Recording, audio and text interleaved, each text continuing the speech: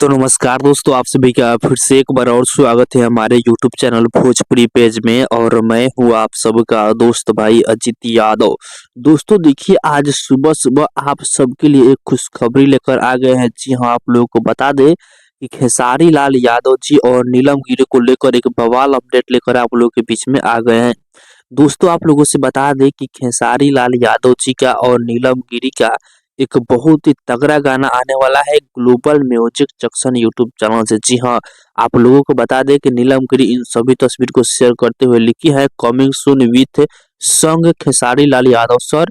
और उसके बाद यहाँ टैग की है global music junction Bhojpuri channel को। जी हाँ, तो आप लोग समझ सकते हैं कि ग्लोबल म्यूजिक जंक्शन चैनल से खेसारी लाल यादव जी का एक्ट्रेस नीलम गिरी के साथ में बहुत ही तगड़ा बवाल धमाका होने वाला है।